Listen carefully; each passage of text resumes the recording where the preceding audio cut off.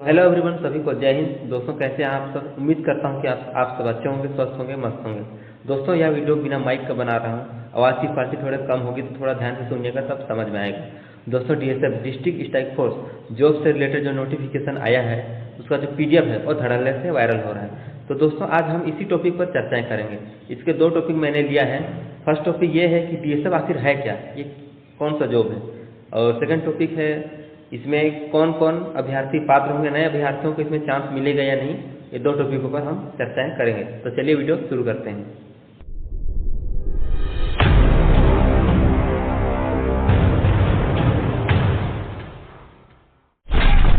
दोस्तों, DSF district strike force आखिर होता क्या है, इस डिपार्टमेंट के बारे में बहुत कम व्यक्ति ही जानते होंगे। लगभग 90% व्यक्ति इस डिपार्टमेंट के बारे में नहीं जानते होंगे। दोस्तों, इस डिपार्टमेंट का गठन कुछ ही महीने पहले, लगभग 10 से 12 महीने पहले मंत्रिमंडल द्वारा भूपेश बघेल जी के निर्देशानुसार किया गया है, जो खासकर बस्तर संभाग के 7 जिलों में तैनाती के लिए बनाया गया है। आप लोग जानते होंगे, सहायक आरक्षक के तौर पर बहुत सारे व्यक्ति जो है थानों में, चौकियों में या किसी अधिकारियों के पास निस्वार्थ भाव से अपने कार्य करते हैं। उन्हें जो है आरक्षक का जो वेतन है उससे आधा वेतन लगभग उन्हें दिया जाता है। ना ही उन्हें छुट्टी का प्रावधान रहता है, ना ही उन्हें कुछ बेनिफिट मिल पाता है, जैसे कि और कुछ जो एक आरक्षक को मिलता है उस टाइप से उन्हें बेनिफिट नहीं मिल पाता है। तो दोस्तों, सरकार ने सहायक आरक्षक का जो पद था उसे खत्म करके उसके जगह पर डीएसएफ डिस्ट्रिक्ट स्ट्राइक फोर्स नए डिपार्टमेंट का गठन किया है। जो सहायक आरक्षक के तौर पर जो कार्य कर रहे हैं उन्हें प्रमोशन करके डीएसएफ के पद पर पदस्थ किया जाएगा। इसके बाद अब सेकंड टॉपिक में बात करते हैं कि इसमें नए अभ्यर्थियों को चांस मिलेगा या नहीं। दोस्तों, सहायक आरक्षक का जो पद था वो आधा से अधिक जो आत्मसमर्पित नक्सली होते थे उन्हें दिया जाता था।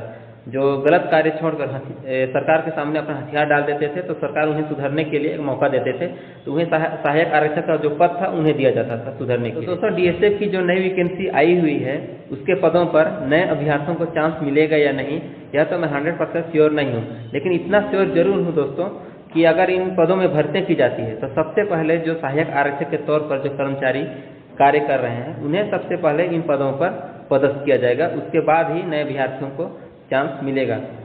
और देखा जाए तो डीएसए को जो पदों की संख्या है वो है 3736। तो दोस्तों, मेरे हिसाब से छत्तीसगढ़ में इतने सहायक आरक्षक तो होंगे ही, तो इन पदों की भरपाई तो इन्हीं सहायक आरक्षकों से हो जाएगा।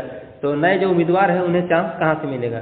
फिर भी दोस्तों, इससे रिलेटेड कोई भी जानकारी आती है तो मैं वीडियो के माध्यम से आप तक जल्द से जल्द पहुँचाने का काम करूँगा। चलिए दोस्तों, इस जॉब से रिलेटेड जो वैकेंसी आई हुई है उसका जो पीडीएफ आया हुआ है हमारे पास, चलिए मैं आप लोगों से शेयर करता हूं। आप इसे स्क्रीनशॉट ले लीजिएगा या फिर मैं कम्युनिटी गाइडलाइन में पोस्ट कर दूंगा, आप वहां से भी देख सकते हैं।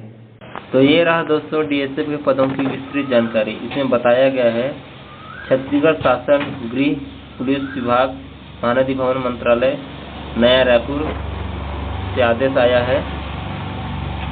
इन पदों की बात की जाए तो कुल पदों की संख्या है 3736, जिनमें 20 है निरीक्षक के पद, उप निरीक्षक के पद 40, सहायक उप निरीक्षक के पद 80, प्रधान आरक्षक के पद 460, आरक्षक के पद हैं 3136, टोटल हैं 3736।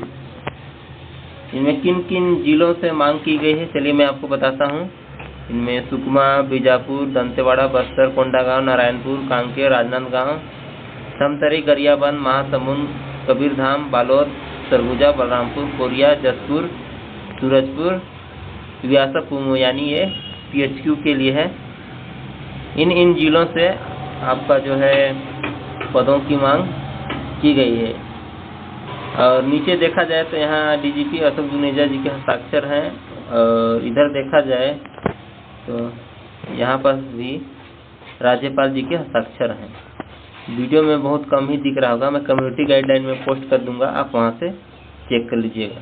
दोस्तों, मुझे इंस्टाग्राम में कमेंट के माध्यम से या व्हाट्सएप के माध्यम से या पर्सनली भी बहुत सारे फ्रेंड्स लोग मुझे सवाल कर रहे थे कि अभी जो डीएसएफ का जो विज्ञापन आया हुआ है उसके बारे में बताइए सर, बताइए सर। तो दोस्तों, मैंने डाटा कलेक्शन करने में काफ़ी मेहनत की है, तो काफ़ी मेहनत लगता है, फिर भी कोई दिक्कत नहीं है दोस्तों। हम जो है आपके मार्गदर्शन के लिए ही बने हैं, हम आपके मार्गदर्शन करते रहेंगे। अगर हमारी जानकारी अच्छी लगी होगी तो वीडियो को लाइक कीजिए, अगर ज़्यादा अच्छी लगी होगी तो चैनल को सब्सक्राइब कर लीजिएगा, क्योंकि इसी प्रकार के फोर्स से रिलेटेड जानकारी मैं वीडियो के माध्यम से आप तक पहुँचाते रहूँगा। तो मिलते हैं नेक्स्ट वीडियो में, तब तक के लिए सभी को जय हिंद।